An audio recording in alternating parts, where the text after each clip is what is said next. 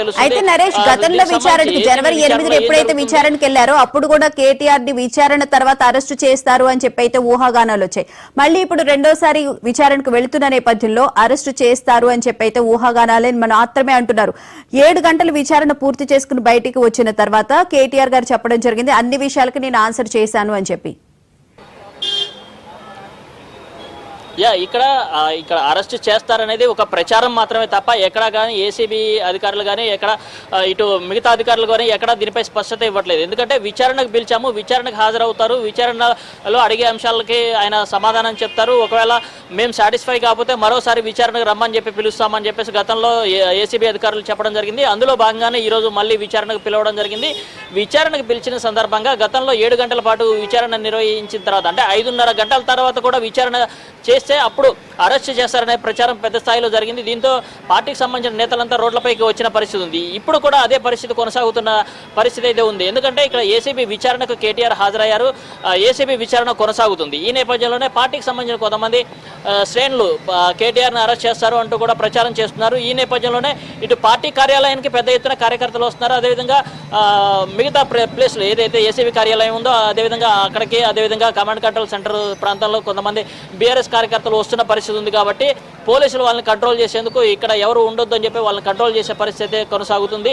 కేవలం ఇది ప్రచారం మాత్రమే. ఈ ప్రచారంలో భాగంగానే కార్యకర్తలు కొంత ఆందోళనకు గురవుతున్నారు. అందులో భాగంగానే వాళ్ళంతా కూడా రోడ్లపైకి వస్తున్న పరిస్థితి ఉంది. దీంతో పోలీసులు అప్రమత్తమై ఎక్కడికక్కడ రోడ్లపైకి వచ్చే వాళ్ళందరూ కూడా అదుపులో తీసుకుంటున్నారు. కొంతమంది ఇక్కడికి అంటే కమాండ్ కంట్రోల్ సెంటర్ కానీ అదేవిధంగా ఏసీబీ కార్యాలయానికి వచ్చిన కార్యకర్తలు ఎవరున్నారో వాళ్ళందరూ కూడా పోలీసులు బలవంతంగా తెలంగాణ భవన్కు తరలించారు. భవన్ నుంచి ఎవరు బయటికి రావద్దంటూ కూడా ఆంక్షలు పెట్టిన పరిస్థితి అయితే ఉంది.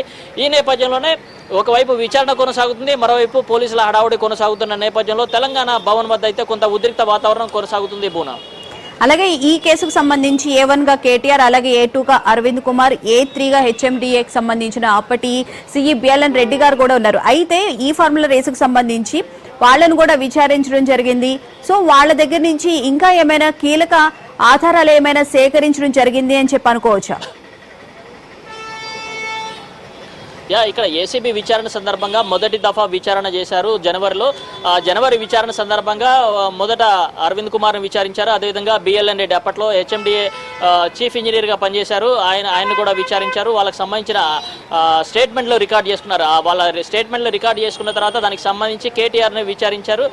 6వ తేదీన కేటీఆర్ విచారణకు హాజరైన సందర్భంగా అడ్వకేట్లతో విచారణకు హాజరైతే దానికి ఏసీబీ అధికారులు ఒప్పుకోకపోవడంతో ఆయన వెనుదిరగడం జరిగింది. ఆ తర్వాత జనవరి 9వ తేదీన ఆయన విచారణ రెండోసారి ఆయన విచారణ రమ్మని చెప్పినప్పుడు జనవరి 9వ తేదీన ఆయన విచారణకు హాజరు కావడం జరిగింది. అప్పుడు విచారణ సందర్భంగా కేటీఆర్కి సంబంధించిన అన్ని ప్రశ్నలు అడిగారు. దానికి సంబంధించిన మొత్తంగా చూసుకోవచ్చు నీలోఫర్ కేఫ్ వద్ద కొంత ఉద్రిక్త వాతావరణం కొనసాగుతుందని చెప్పుకోవచ్చు. ఇక్కడ పార్టీకి సంబంధించిన నేతలు ఎవరు వచ్చినా సరే పోలీసులు బలవంతంగా ఇక్కడ నుంచి అరెస్ట్ చేసి తరలిస్తున్న పరిస్థితి అయితే ఉందని చెప్పుకోవచ్చు. ఎవరు కూడా అంటే ఈ ప్రాంతానికి ఎవరు రావద్దు, ఇక్కడికి రావద్దు అని చెప్పేసి చెప్తున్నారు. ఒకవేళ వస్తే మాత్రం అరెస్ట్ చేస్తామని చెప్పేసి అంటున్నారు. అందులో భాగంగానే ఇక్కడ ఉన్న కొంతమంది నేతలను అరెస్ట్ చేసే ప్రయత్నం అయితే చేస్తున్నారు. ఇక్కడ కేటీఆర్కి మద్దతుగా వచ్చిన ఎవరైనా సరే ఇక్కడికి వస్తే మాత్రం అరెస్ట్ చేస్తామంటున్నారు. ఇప్పుడు మనం విజువల్స్ లో చూడొచ్చు, కొంతమందిని అరెస్ట్ చేసి పంపిస్తున్న పరిస్థితి చూడొచ్చు.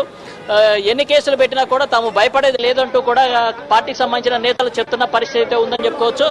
ఇక్కడ అంటే ఇప్పుడు ప్రజెంట్ అయితే నీలోఫర్ ప్రాంతంగానే అదేవిధంగా కమాండ్ కంట్రోల్ సెంటర్, ఏసీబీ కార్యాలయం, తెలంగాణ భవన్ చుట్టుపక్కల ప్రాంతాల్లో ఎవరు కూడా రోడ్లపైకి వస్తే మాత్రం ఊరుకోము అని చెప్పేసి చెప్తున్న పరిస్థితి అయితే ఉంది. ఎందుకంటే మరికొద్ది సేపట్లో సీఎం ఇక్కడ మంత్రులతో review meeting, command control centre లో రివ్యూ మీటింగ్ నిర్వహించే అవకాశం ఉన్నందున ఎవరు ఇక్కడ రావద్దని చెప్పేసి చెప్తున్న పరిస్థితి ఉంది. కాబట్టి ఇక్కడికి పార్టీకి సంబంధించిన వాళ్ళు ఎవరు రావద్దు అని చెప్పేసి చెప్తున్న పరిస్థితి ఉంది. దీంతోనే ఇక్కడ పోలీస్ ఆంక్షల నేపథ్యంలోనే ఇక్కడ ఎవరు రావద్దు అని చెప్తున్నారు. కాబట్టి కొన్ని ఇబ్బందికరమైన పరిస్థితులు ఏర్పడుతున్నాయని చెప్పుకోవచ్చు. పార్టీ నేతలు ఎవరైనా సరే తెలంగాణ భవన్లోనే ఉండాలి, బయటికి రావద్దు అంటూ కూడా హెచ్చరికలు జారీ చేసిన పరిస్థితి ఉందని చెప్పుకోవచ్చు.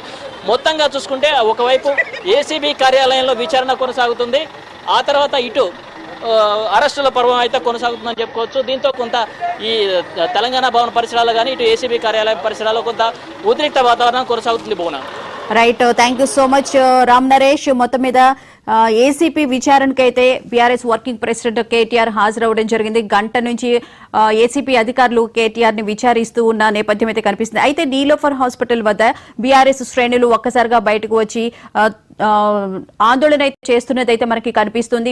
లైవ్ లో చూస్తూ ఉన్నాము.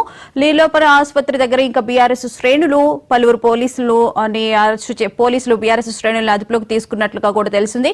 మాజీ ఎంపీ బాల్క సుమన్ ను కూడా అరెస్టు చేశారు అని చెప్పారన్నారు. కేటీఆర్ ఏసీపీ విచారణకు హాజరవుతున్న నేపథ్యంలో బీఆర్ఎస్ నేతలు ఆందోళన చేస్తారనే అనుమానంతో పోలీసులు ఈ అరెస్టులు చేసినట్లుగా కూడా మనకు తెలుస్తోంది. ఇక అరెస్టుల నేపథ్యంలో నీలోఫర్ వద్ద ఉద్రిక్త వాతావరణం అయితే నెలకొంది. పోలీసులు భారీగా మోహరించారు. మనం లైవ్ విజువల్స్ లో కూడా చూస్తూ ఉన్నాము. వాళ్ళందరూ మాట్లాడారు కొద్దిసేపటి క్రితము. వాళ్ళందరినీ అరెస్టు చేసి పోలీస్ స్టేషన్ తరలించే అవకాశం అయితే కనిపిస్తుంది. గంట నుంచి అయితే ఏసీపీ అధికారులు బీఆర్ఎస్ వర్కింగ్ ప్రెసిడెంట్ కేటీఆర్ నైతే విచారించారు.